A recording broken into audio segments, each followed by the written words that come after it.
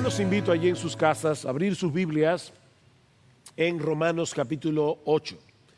Romanos capítulo 8. Y vamos a leer desde los versículos 12 hasta el 17, a pesar de que en realidad solamente vamos a estar considerando a partir del versículo 14, pero dice así la palabra del Señor. Así que, hermanos, somos deudores, no a la carne para vivir conforme a la carne, porque si vivís conforme a la carne, habréis de morir. Pero si por el Espíritu hacéis morir las obras de la carne, viviréis. Y aquí está nuestro texto de hoy. Porque todos los que son guiados por el Espíritu de Dios, los tales son hijos de Dios. Pues no habéis recibido un espíritu de esclavitud para volver otra vez al temor, sino que habéis recibido un espíritu de adopción como hijos, por el cual clamamos, Abba, Padre. El Espíritu mismo da testimonio a nuestro espíritu de que somos hijos de Dios, y si hijos, también herederos, herederos de Dios y coherederos con Cristo, si en verdad padecemos con Él, a fin de que también seamos glorificados con Él. Vamos a orar una vez más, vamos a pedir al Señor su bendición en esta mañana. Padre, aquí está delante nuestro tu bendita palabra, una palabra que es más preciosa que el oro, es más dulce que la miel, una palabra que deseamos como el niño recién nacido desea y anhela la leche de su madre. Danos esa palabra hoy, Señor. Oh, ven, Padre bueno, y ministra a cada uno de los que están viendo este servicio en el día de hoy, porque te lo suplicamos en el precioso nombre de Jesús. Amén y amén. Hay dos cosas muy tristes que ocurren entre las personas que profesan ser cristianas. La primera es el hecho de que muchos creen que creen cuando en realidad no es así. Todavía están muertos en sus delitos y pecados, pero ellos creen que van camino al cielo. La otra es que muchos sí creen, pero lamentablemente no disfrutan la bendición de estar seguros de que creen. No están seguros de su salvación en Cristo. Es terrible, es trágico pensar en el hecho de que alrededor del mundo literalmente hay cientos de miles de personas que van camino al cielo cuando en realidad se están dirigiendo hacia una condenación eterna, hacia una condenación sin fin en el infierno. El Señor Jesucristo nos advierte en Mateo capítulo 7, versículo 2, que en el día del juicio muchos le dirán, Señor, Señor, ¿no profetizamos en tu nombre y en tu nombre echamos fuera demonios y en tu nombre hicimos muchos milagros? Y entonces les declararé, dice Jesús, yo nunca os conocí, apartaos de mí, hacedores de maldad. Estas personas morirán engañadas, pensando que son lo que no son. Y yo no puedo imaginar una condición más terrible y desgraciada que la de engañarse a sí mismo de ese modo. De ahí la exhortación de Pablo en 2 Corintios capítulo 13 versículo 5: examinaos a vosotros mismos para ver si estáis en la fe.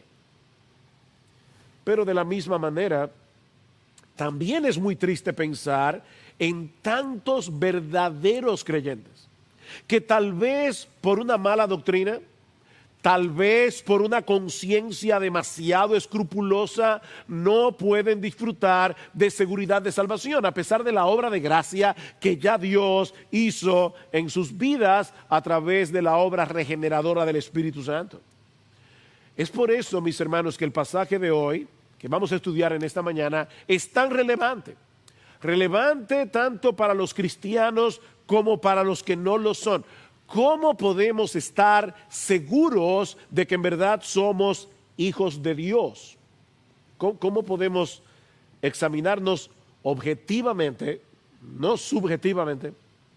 ¿Cómo podemos examinarnos objetivamente para ver si estamos en la fe, como dice Pablo. ¿Cómo pueden los creyentes disfrutar de la seguridad de salvación que ya tienen en Cristo? Bueno, ese es el tema de la porción que vamos a estudiar en esta mañana en la carta de Pablo a los romanos. Y es interesante notar que hasta este momento, ya vamos por el capítulo 8, versículo 14, hasta este momento Pablo no se había referido ni una sola vez a los creyentes llamándoles hijos de Dios, en ninguna parte de la carta. Pero a partir del versículo 14 y en el resto del capítulo 8, esta expresión aparece una y otra vez, aunque usando palabras distintas. Por ejemplo, en el versículo 14, Pablo dice que todos los que son guiados por el Espíritu de Dios, estos son hijos de Dios. En el versículo 15 dice que todos los creyentes hemos recibido el Espíritu de adopción, por medio del cual clamamos Abba Padre. En el versículo 16 dice que el Espíritu mismo da testimonio a nuestro espíritu de que somos hijos de Dios. En el versículo 17 dice que porque somos hijos, también somos herederos de Dios y coherederos con Cristo. En el versículo 19 dice que la creación está aguardando ansiosamente la revelación de los hijos de Dios. En el versículo 21 dice que la creación anhela ser libertada de la esclavitud de corrupción a la libertad de la gloria de los hijos de Dios.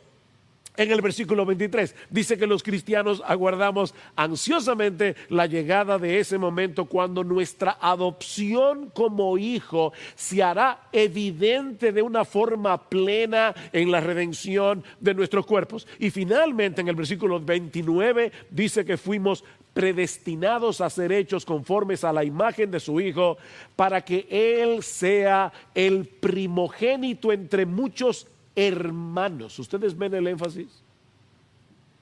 Pablo quiere que estos cristianos en Roma y todos los creyentes de todas las épocas disfrutemos de la certeza de que ya somos hijos de Dios. Ese es un privilegio que nada ni nadie puede quitarnos, porque depende de la obra redentora de Cristo y de la obra regeneradora del Espíritu Santo, como ya Pablo ha dicho a través de su carta. Pero volvemos otra vez a la pregunta: ¿cómo yo puedo estar seguro de eso? ¿Cómo yo puedo saber que de verdad soy un hijo de Dios? Sobre todo a la luz de la realidad de que todavía seguimos luchando con el pecado que mora en nosotros. Ahí es que viene el problema del creyente. Nosotros estamos en una tensión entre el ya y el todavía no. Ya tenemos redención en Cristo, ya tenemos el perdón de nuestros pecados, ya tenemos salvación, pero todavía estamos en un cuerpo de carne, en un cuerpo que es tentado, en un cuerpo en el que mora el pecado. Y la pregunta es: ¿cómo yo puedo en este tiempo del ya y el todavía no saber con certeza que yo soy un hijo de Dios? Y yo creo que el tema de la seguridad viene a ser tan relevante en estos días donde hay tanta incertidumbre. Bueno, Pablo nos da 3 evidencias en los versículos 14 al 16 de nuestra filiación con Dios, de que somos hijos de Dios, para luego mostrarnos el privilegio que eso implica en el versículo 17. Evidencias y privilegios. Ese es mi bosquejo en el día de hoy. Veamos en primer lugar las evidencias de nuestra filiación divina. Y la primera es la guía del Espíritu Santo, como dice Pablo en el versículo 14. Porque todos los que son guiados por el Espíritu de Dios, los tales, y esta expresión es enfática, los tales, ellos y solo ellos son hijos de Dios. Noten que Pablo está hablando de una realidad presente. Los que son guiados por el Espíritu de Dios es porque ya son hijos de Dios. Podemos estar completamente seguros de eso. Lo mismo dice en el versículo 16: el Espíritu mismo da testimonio a nuestro espíritu de que somos, ¿ven? No de que seremos, de que somos hijos de Dios. Así que la primera evidencia es: los hijos de Dios son guiados por el Espíritu de Dios. Ahora, es importante resaltar que la guía de la que Pablo está hablando aquí no tiene nada que ver con cosas específicas como qué carrera estudiar, en qué lugar del mundo vivir o con quién debo casarme. Debemos buscar la ayuda del Señor y la sabiduría de Dios para tomar decisiones en todas esas áreas. Pero, mis hermanos, debemos ver este texto en su contexto. Pablo no ha cambiado de tema. Pablo acaba de decir en el versículo 13 que aquellos que hacen morir las obras de la carne en dependencia del Espíritu Santo son los que disfrutan de la gracia de la vida eterna. Versículo 13, porque si vivís conforme a la carne habréis de morir. Pero si por el Espíritu hacéis morir las obras de la carne, viviréis. Lo que Pablo está diciendo en palabras muy sencillas es esto: o tú matas el pecado o el pecado te va a matar a ti. Y mira, mi hermano, si tú quieres hacerle un favor a tu alma, léete el tratado de John Owen, que está en español, sobre la mortificación del pecado. O tú matas el pecado o el pecado te va a matar a ti. No hay otra opción. ¿Por qué? Versículo 14, porque todos los que son guiados, ven el porque allí, es una explicación. El versículo 14 es una explicación del versículo 13, porque todos los que son guiados por el Espíritu de Dios. Hay una conexión aquí entre hacer morir las obras de la carne en dependencia del Espíritu y ser guiados por el Espíritu. Para ponerlo de otro modo, lo que Pablo está diciendo es que todos aquellos que son guiados por el Espíritu al campo de batalla para hacerle guerra al pecado y ser cada vez más como Jesús, esos son los hijos de Dios. Ven, es algo bien concreto. No tiene que ver con nada místico, es algo bien concreto. Más adelante en el versículo 29 ya lo vimos, Pablo va a decir que el propósito de la salvación es conformarnos a la imagen de Jesús. Bien, ¿cómo podemos saber que somos hijos de Dios y que el Espíritu Santo habita en nosotros? Porque estamos siendo guiados por el Espíritu Santo a darle muerte al pecado y a cultivar en nosotros el carácter de Jesús. En otras palabras, somos guiados a odiar lo que Él odia, somos guiados a amar lo que Él ama. Y como Dios, el Espíritu, ama a Dios, el Hijo, Él está guiando a todos aquellos en quienes Él habita para que hagan guerra contra todo aquello que nos hace diferentes a Jesús. ¿Ven el punto? El Espíritu Santo nos está guiando a hacerle guerra a todo aquello que hay en nosotros y que no se parece a Jesucristo, que es diferente al carácter de Jesús. ¿Y cómo el Espíritu hace eso? ¿Cómo es que el Espíritu nos guía de esa forma? Bueno, por un lado, haciéndonos ver cada vez más claro nuestro pecado, haciéndonos cada vez más conscientes de nuestro pecado. Y mis hermanos, yo debo enfatizar aquí la palabra nuestro, porque es muy fácil estar consciente del pecado de otros. Es muy fácil odiar el pecado de los demás, más de lo que odiamos nuestro propio pecado. Pero la marca distintiva de aquellos que tienen el Espíritu Santo no es que odiemos el pecado de los otros. Aún los impíos se quejan de lo mal que el mundo está. Eso no es una característica del creyente. Pero al creyente le entristece lo mal que está él. El creyente vive en esa tensión. Yo fui salvado, yo fui perdonado, pero al mismo tiempo me siento mal conmigo mismo. Me entristece cuando me doy cuenta de mi pecado. Cosas que antes hacíamos con toda normalidad, ahora nos molestan. Y cosas que antes rechazábamos, ahora las amamos. Esa es una de las evidencias de que somos hijos de Dios y que el Espíritu Santo nos está guiando a la santidad. Y yo te pregunto, ¿esa es una realidad en tu vida? Mi hermano, ¿tú odias ese mismo pecado que tanto te atrae? Es raro eso, ¿verdad? Nosotros odiamos el pecado que nos atrae. ¿Tú te sientes bien contigo mismo cuando te sales con la tuya? ¿O más bien te sientes avergonzado cuando pecas y eres movido a confesar tu pecado con un deseo genuino de divorciarte de él? Un deseo genuino de divorciarte del pecado. Pero el Espíritu Santo no solo nos hace conscientes de nuestro pecado, sino que también nos fortalece y capacita para que luchemos contra él. Y aún para que perseveremos luchando a pesar de las caídas que vamos a tener en ocasiones. Es de esa manera que el Espíritu Santo está guiando a todos los que en verdad son hijos de Dios. Esa es la primera evidencia. Pero en segundo lugar, Pablo menciona aquí en el versículo 15 la segunda evidencia. Y es que en nuestra relación con Dios, y esto es hermoso, en nuestra relación con Dios, el Espíritu Santo ha reemplazado el temor de los esclavos por la libertad y la confianza de los hijos. Vean el versículo 15.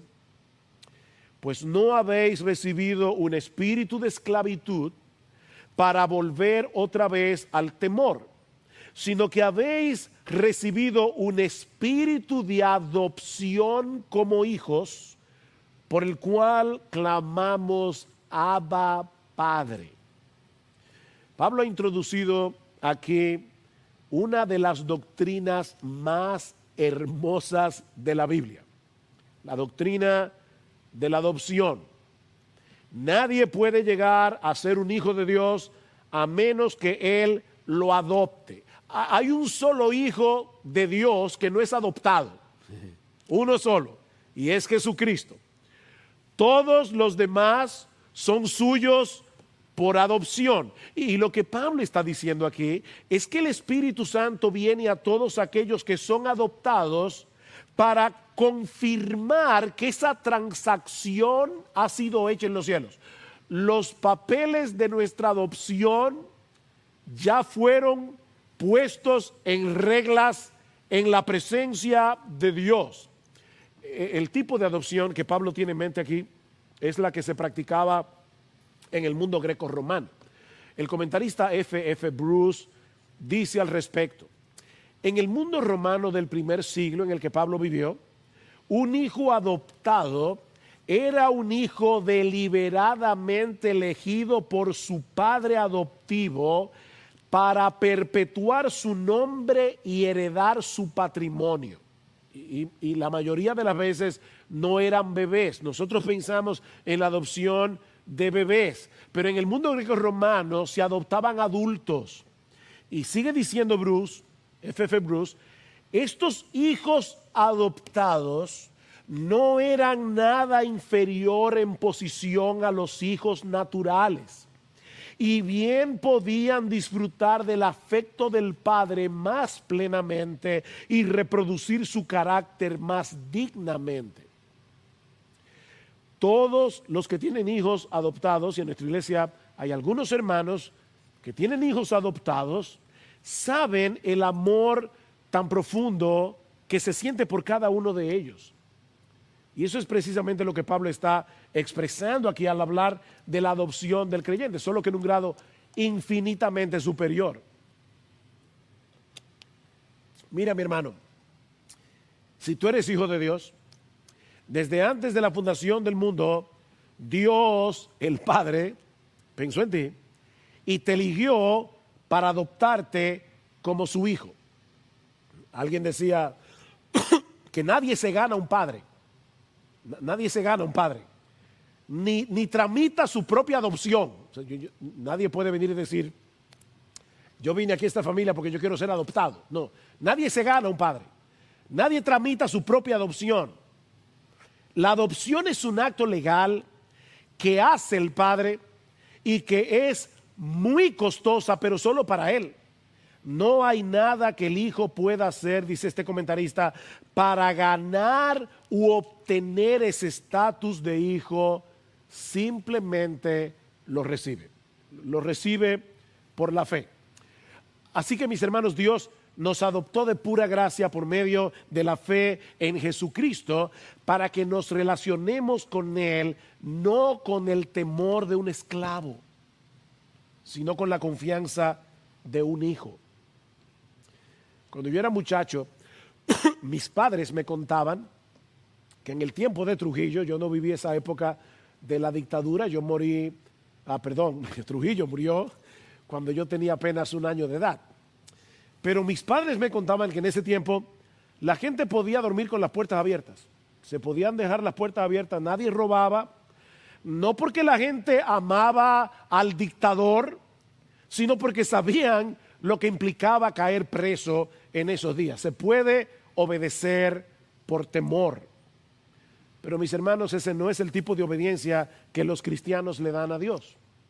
El Espíritu Santo ha cambiado ese temor esclavista por una confianza liberadora que nos lleva a evitar el pecado, pero por amor a Él, no por el temor de ir al infierno.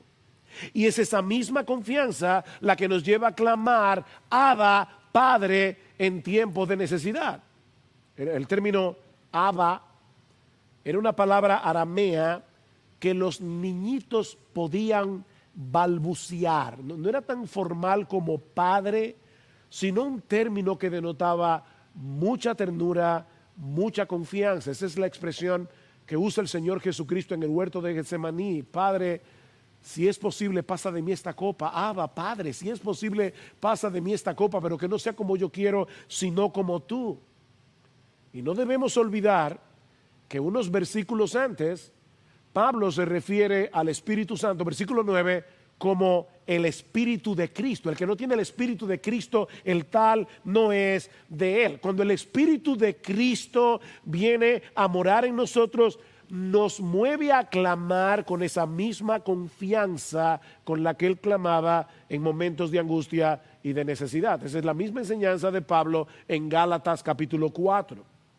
Pero cuando vino el cumplimiento del tiempo, Dios envió a su Hijo, nacido de mujer y nacido bajo la ley, para que redimiese a los que estaban bajo la ley, a fin de que recibiésemos la adopción de hijos. Y ahora escuchen, y por cuanto sois hijos, Dios envió a vuestros corazones el Espíritu de su Hijo, el cual clama, el Espíritu de su Hijo en nosotros, clama, Abba, Padre. El Espíritu de Cristo en nosotros nos mueve a clamar como Cristo, papá, te necesito.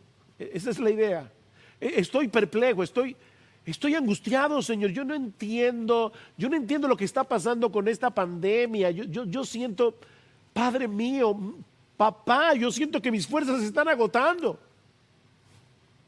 Pero yo confío en ti, porque tú eres mi Padre, porque yo sé que tú me amas.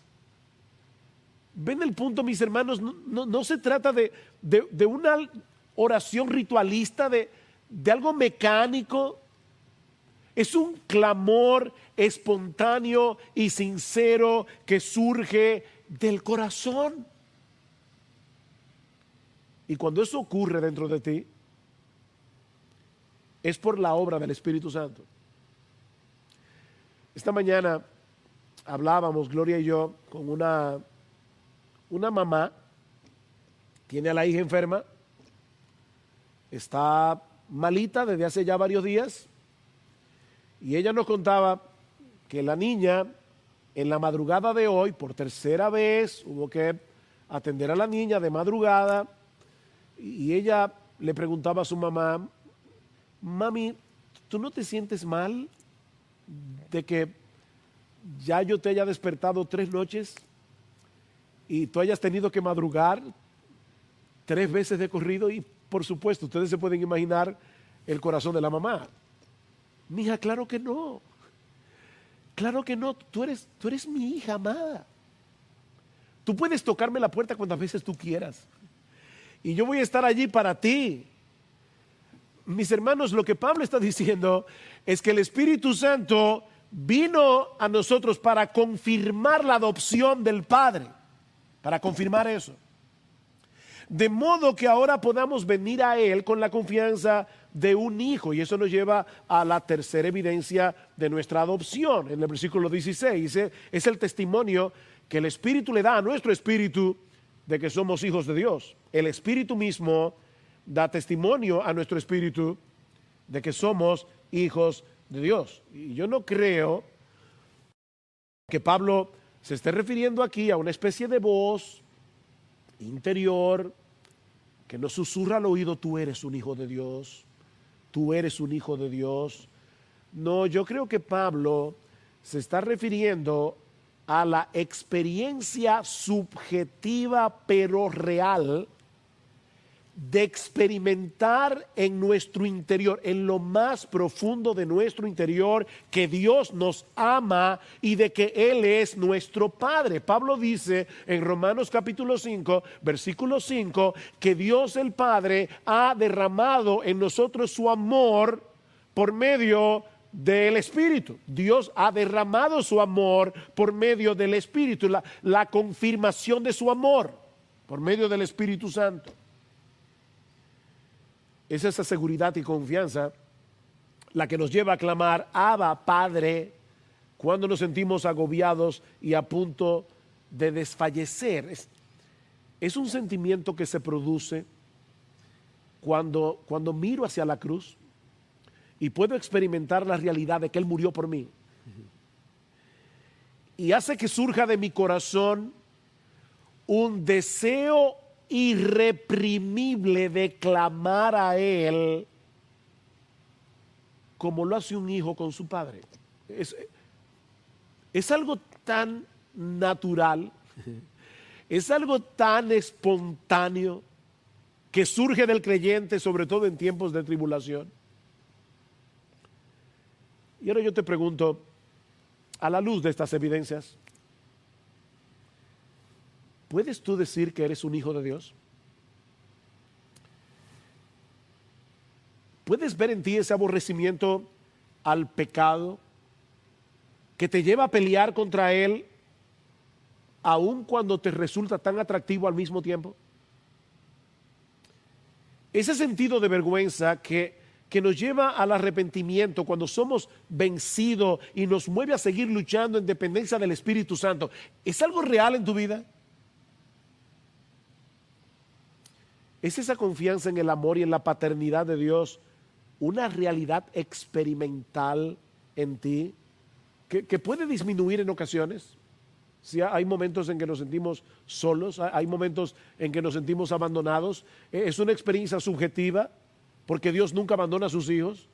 Así que esto disminuye en ocasiones, pero es algo que de una forma o de otra siempre está allí, de tal manera que en una forma espontánea y natural te lleva a clamar a Él sabiendo que Él te ama por causa de su Hijo. Porque si eso es así, mi hermano, gózate en la realidad de que tú eres hijo de Dios. Eso es lo que Pablo, o lo que Dios a través de Pablo quiere que ocurra en nosotros. Esa es la obra del Espíritu Santo en ti, para que sepas que fuiste adoptado.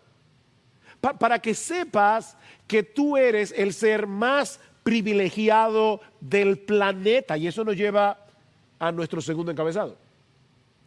Ya vimos las evidencias, veamos ahora los privilegios. Los privilegios de nuestra filiación divina. Ahora, antes debo decir que no debemos hacer una diferencia demasiado marcada entre las evidencias y los privilegios, porque esas evidencias son en sí mismas un enorme privilegio. Ya no hay ninguna condenación para nosotros que estamos en Cristo Jesús. Tenemos el Espíritu Santo morando en nuestro interior, guiándonos a la santidad para confirmar nuestra adopción y para darnos plena confianza, de modo que podamos acercarnos a Dios y llamarle Padre. Mis hermanos, eso por sí solo es suficiente para mantenernos con la boca abierta por el resto de nuestra vida, con pandemia o sin ella. Pero como si todo esto fuera poco, ahora Pablo nos dice también en el versículo 17 que precisamente por el hecho de haber sido adoptados por Dios, increíblemente, mis hermanos, o asombrosamente, Él también nos hizo sus herederos. versículo 17. Y si hijos, también herederos, herederos de Dios y coherederos con Cristo, si en verdad padecemos con Él, a fin de que también seamos glorificados con Él.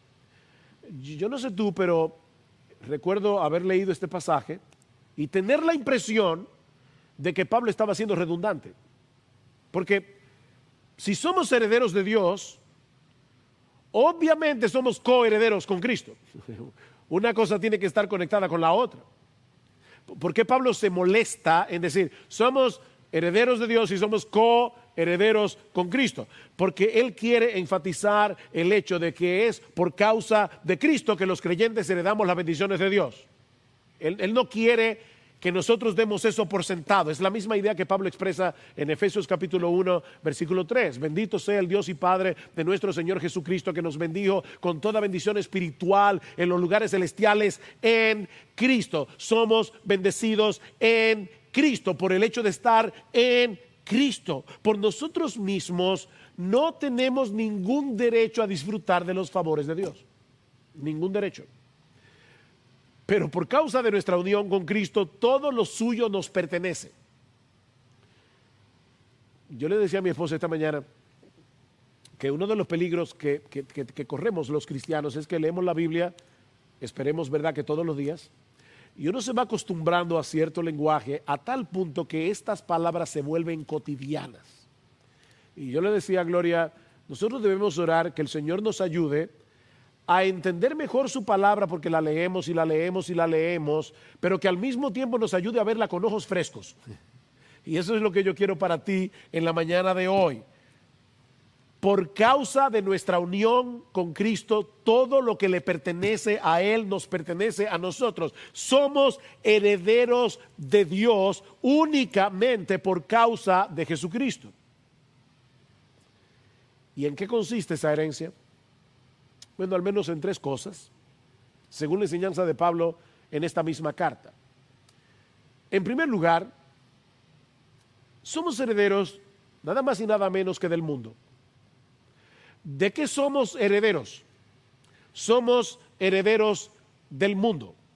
Pablo dice en Romanos capítulo 4, versículo 13, porque no por la ley fue dada a Abraham o a su descendencia la promesa de que sería heredero del mundo, sino por la justicia de la fe. La herencia que Dios tenía reservada para Abraham y su descendencia no era un pedazo de tierra en Medio Oriente. No, la tierra de Canaán era un símbolo de algo mucho más grande. Dice la Biblia en el Salmo 24, versículo 1, que del Señor es la tierra y su plenitud, el mundo y los que en él habitan. Y nosotros somos los herederos de la posesión de Dios. Nosotros somos sus herederos por causa de Cristo. Mira, mi hermano, esta tarde, hoy es el día del Señor, toma la tarde para leer el Salmo 37. Y nota todas las veces que en ese salmo dice, los justos heredarán la tierra, los mansos heredarán la tierra, los que esperan en Dios heredarán la tierra. Nosotros heredaremos la tierra, bienaventurados los mansos, Mateo 5:5, porque ellos recibirán la tierra por heredad. Lo que eso significa es que cuando Cristo regrese en gloria, se va a hacer evidente que todas las cosas le pertenecen a Él y a todos aquellos que están unidos a Él por la fe. Recuerden, es a Abraham y a su descendencia que vino la promesa. ¿Y quién es esa descendencia? Esa descendencia es Cristo, dice Pablo en Gálatas capítulo 3, versículo 16. Pablo dice, no fue a Abraham y a sus descendientes que Dios hizo la promesa, fue a Abraham y a su descendiente, el cual es Cristo. Y como nosotros estamos en Cristo, versículo 29 de Gálatas capítulo 3, herederos de Abraham somos. ¿Herederos de qué? Herederos de todo lo que le pertenece a Jesús.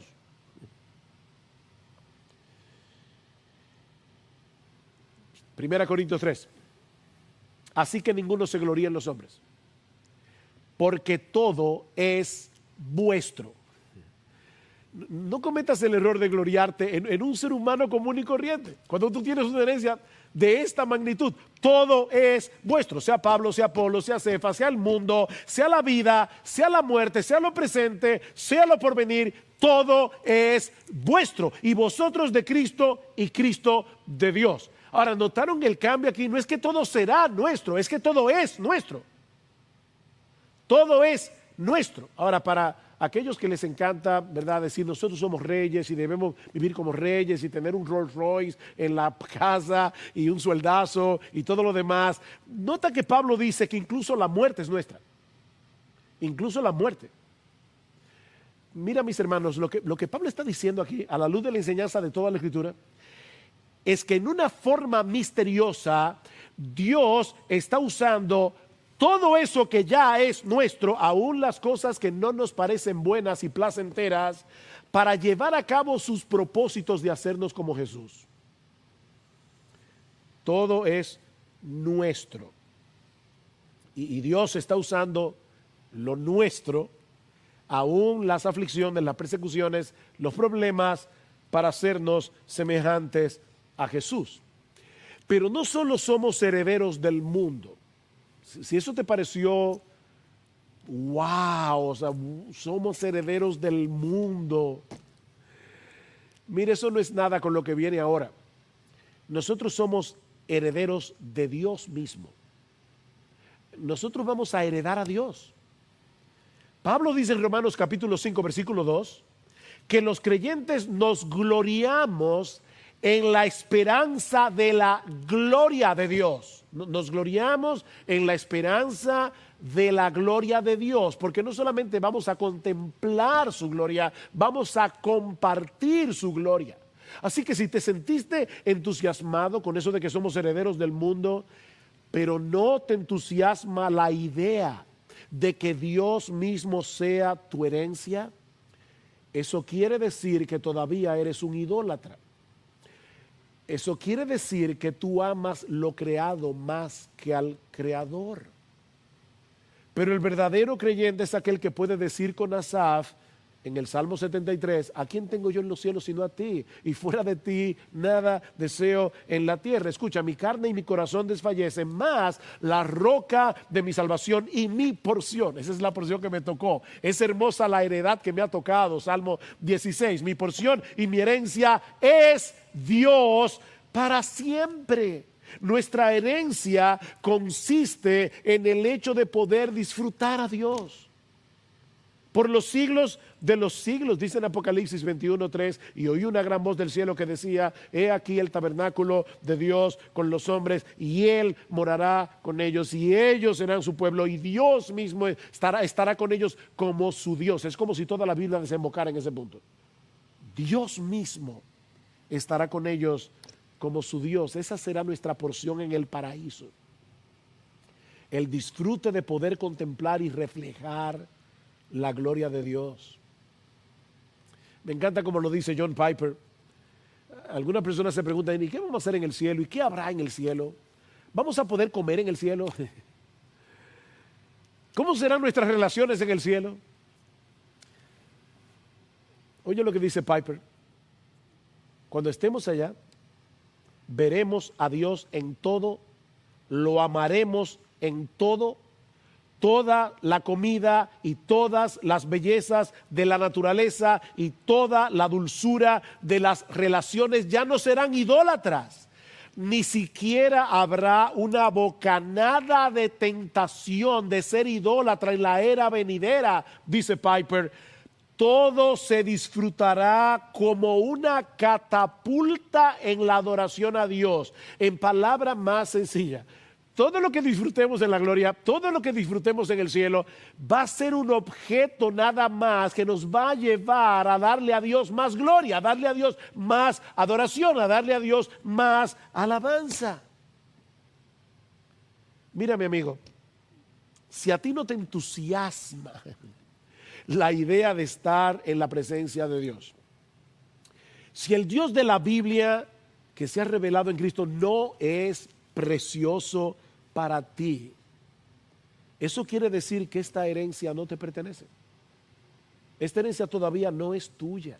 Una de las cosas que hace el Espíritu Santo en los hijos de Dios es iluminar su entendimiento, nuestro entendimiento. ¿Para qué? Para que a través de las Escrituras nosotros podamos conocer a Dios, amar a Dios, admirar a Dios, deleitarnos en Dios. Si eso es algo que es extraño para ti, es que el Espíritu de Dios no te ha regenerado todavía y vas camino de una condenación sin fin. Pero mi hermano, si tú sabes de lo que yo estoy hablando, si a pesar de tu lucha con el pecado, porque todavía estamos en esta guerra del ya, en esta tensión del ya y el todavía no, tú puedes decir de corazón que tú amas a Dios y que tú te deleitas en Él por medio de Cristo. Mi hermano, disfruta de antemano de lo que vas a disfrutar plenamente en la gloria. Y eso nos lleva al tercer aspecto de esta herencia. Somos herederos del mundo, somos herederos de Dios, pero escucha lo que dice Pablo en los versículos 22 y 23 que vamos a estudiar más adelante. Pues sabemos que la creación entera aún gime y sufre dolores de parto hasta ahora, y no solo ella, sino que también nosotros mismos que tenemos las primicias del Espíritu, aún nosotros mismos gemimos en nuestro interior, aguardando ansiosamente la adopción como hijos, es decir, la redención de nuestros cuerpos. La redención de nuestros cuerpos. Ya fuimos adoptados por Dios, pero no podemos disfrutar plenamente de todos los privilegios de esa adopción porque aún estamos en este cuerpo de muerte en el que mora el pecado. Pero gracias al Señor que eso no siempre será así. Cuando Cristo regrese en gloria, este cuerpo de la humillación nuestra será transformado para que sea semejante al cuerpo de la gloria suya. Y entonces podremos disfrutar plenamente a nuestro Dios en cuerpo y alma sin nada que se interponga en nuestra adoración a Él. Esa es la herencia que aguarda a todos aquellos que son hijos de Dios. A todos aquellos que fueron escogidos por Él desde antes de la fundación del mundo para ser adoptados por medio de la fe en nuestro Señor Jesucristo. Pero Pablo concluye este pasaje con una nota de realismo que tú y yo necesitamos escuchar, sobre todo en tiempos como los que estamos viviendo. Mira una vez más el versículo 17, por si lo pasaste por alto. Y si hijos también herederos, herederos de Dios y coherederos con Cristo, si en verdad padecemos con Él, a fin de que también seamos glorificados con Él. Podemos saber con certeza que vamos camino a la presencia de Dios porque estamos transitando por el mismo camino que Cristo transitó. Y ese camino pasa primero por la cruz antes de llegar a la gloria. Si alguno quiere venir en pos de mí, niéguese a sí mismo, tome su cruz y sígame. No puede haber gloria sin cruz. Eso no fue posible para Cristo y no lo será para aquellos que son de Él. Por eso se ha dicho muchas veces que Dios tiene por lo menos un hijo. Él tiene un hijo sin pecado, Jesús, pero no tiene ninguno sin sufrimiento. Dios tiene un hijo sin pecado, pero no tiene ninguno sin sufrimiento. Y era importante que Pablo hiciera esta observación para que ninguno de nosotros ponga en dudas nuestra adopción por causa de las aflicciones. ¿No es verdad, mi hermano, que cuando estamos atravesando por tiempos difíciles, ahí es cuando viene la duda de si Dios nos ama? ¿Qué es lo que está pasando? Yo soy un hijo de Dios, yo fui adoptado por Dios. ¿Cómo es posible que me enferme del coronavirus si yo soy un hijo de Dios? Mis hermanos, los creyentes padecemos los mismos sufrimientos que son comunes a los hombres por el simple hecho de estar en este mundo caído, sean creyentes o no. Pero a los cristianos se les añaden las persecuciones por causa de nuestra identificación con Cristo. Tenemos los sufrimientos que todo el mundo tiene y al mismo tiempo los padecimientos de aquellos que se identifican con Jesús. Dice el apóstol Pedro, primera de Pedro 4, amados, no os sorprendáis del fuego de prueba que os ha sobrevenido, como si alguna cosa extraña os aconteciese, sino gozaos, por cuanto sois participantes de los padecimientos de Cristo, para que también en la revelación de su gloria os gocéis con gran alegría. Si sois vituperados por el nombre de Cristo, sois bienaventurados, porque el glorioso Espíritu de Dios reposa sobre vosotros. ¿Ustedes están siendo vituperados por causa del nombre de Cristo? Gócense en eso, porque eso es una evidencia de que el glorioso Espíritu de Dios los está transformando, los está cambiando, los está conformando a la imagen de Jesús. Y como el mundo odia a Jesús, va a odiar en ti todo lo que se parezca a Él. Mira, mi hermano, el hecho de que nosotros podamos mantenernos aferrados a Dios a pesar de las aflicciones es una evidencia de que el Espíritu Santo está morando en ti. Aunque Él me mate, dice Job, en Él esperaré. Esa es la expresión de un verdadero hijo de Dios. Aunque Él me mate, en Él esperaré. Y yo te pregunto una vez más, ¿puedes decir con una limpia conciencia que estas evidencias de adopción están en ti? La lucha con el pecado, la confianza en el amor de Dios, el clamar espontáneamente a Él, Abba, Padre, cuando estás en tiempo de necesidad. Porque si es así, mi hermano, mi hermana, gózate en el enorme privilegio que Dios te ha concedido. Mira, déjame decirte algo. Muchos pueden estar disfrutando en este momento de más comodidades que tú. Yo estoy consciente de que hay hermanos que están pasando esta cuarentena en un lugar estrecho, con pocas comodidades. Y créanme, hermanos, en estos días ha sido algo que ha cargado mi corazón. Yo estoy consciente de eso. Pero aún así, aunque hayan algunos que puedan tener más comodidades que tú, créeme, ningún incrédulo, por más rico que sea, tiene un privilegio mayor que el tuyo. Si tú eres un cristiano, ningún hombre incrédulo, por más rico que sea, tiene un privilegio mayor que el tuyo. Mirad cuál amor nos ha dado el Padre. Mirad cuál amor, dice Primera de Juan, nos ha dado el Padre para que seamos llamados hijos de Dios.